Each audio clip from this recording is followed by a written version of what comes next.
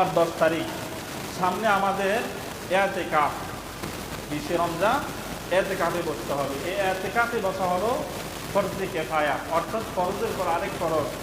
যদি মহল্লাবাসী থেকে কমাস কম একজনও বসে যায়, পুরা মহল্লাবাসী এই ফরজ থেকে কি মুক্ত হয়ে যাবে।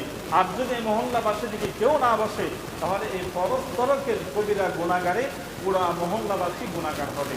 এখন আপনারা কি সবাই গুনাহগার হতে চান, নাকি এই দায়িত্ব থেকে মুক্ত হতে চান? আপনারা গুনাহগার হতে চান? কি হইতে চান? তো কেমনে বসতে হবে কিনা?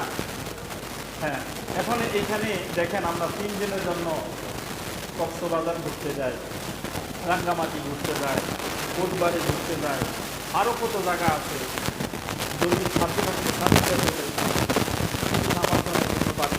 আসে, কিন্তু এত জায়গায় ঘোরার সময় আছে, কিন্তু আল্লাহর ঘরে 10 দিন 5 দিন 3 দিন ইতিকাফ করার মতো মানুষ বরং কেমনে করে জানেন, রাত্রি খাওয়া হয়ে গেছে, আর যদি লড়ে সাফারি জাগাত নাই, আর কয়দিন ওই কিন্তু মসজিদে আপনি কি লড়তো না, আপনি কি সাদা হইতো না। আরেকজন করার আগে ওয়াজ করার আগে নিজে চিন্তা করেন, নিজের তো কথা দরকার।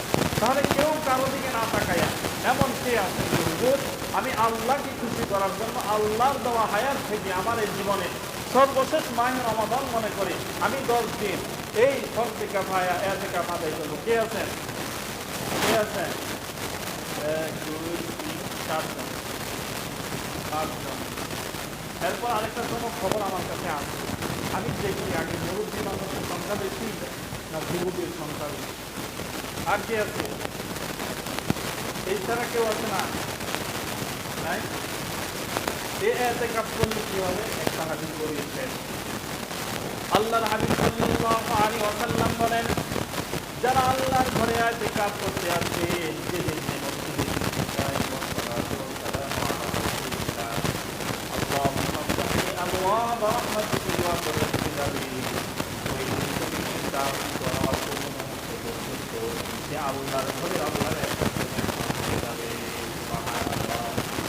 এক নাম্বার 2 নাম্বার যখন সে আল্লাহর ঘরে ঢুকবে, ঢুকার পর আল্লাহ রব্বুল আলামিন ঘোষণা করেন আমার বান্দা জীবনের গুনাহগুলো আমি আল্লাহ ক্ষমা করে দিলাম।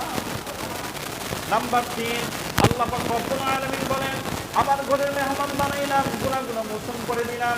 হে আমার বান্দা আমি তোমাকে বলছি আমি আল্লাহ প্রত্যেকটা দোয়াই তোমার। শুধু তাই নয়, নাম্বার 4 আল্লাহ রব্বুল আলামিনের হাবিব সাল্লাল্লাহু আলাইহি ওয়াসাল্লাম বলেন যদি কেউ 10 দিন ইতিকাফ করে, যেদিন তাগুত হওয়ার পরে বের হবে, আল্লাহ পাক রব্বুল আলামিন কেমন তাকে পরিচ্ছন্ন পরিচ্ছন্ন কেমন পরিষ্কার করে আল্লাহ পাক রব্বুল আলামিন আল্লাহর পরিচয় করে বলা হয়।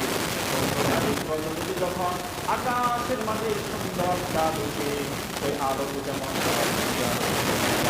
আল্লাহ পাক রব্বুল আলামিন পূর্ণিমার চাঁদের ওই আলো সহ্য করে ওই বান্দাকে বানায়া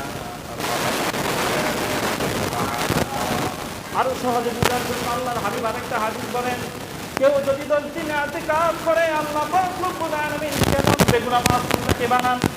সবে মাত্র মায়ের গর্ভ থেকে একটা সন্তান জন্ম নিতে, এই সন্তান যেমন কোনো গুনাহ তার এই শরীরে নাই, তার আমল নামায় নাই, বেগুনা মাস ঠিক যে আল্লাহর ঘর থেকে 10 দিন ইতিকাফ করতে হবে ওই নবজাত শিশুর মধ্যে বেগুনা মাস বানিয়ে দিবেন। সুবহানাল্লাহ।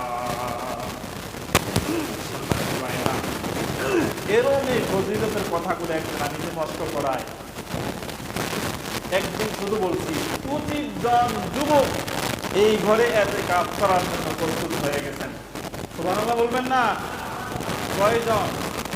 25 জন। একজনও নরমালি কোনো গান বান করে নাই, গান 25 জন।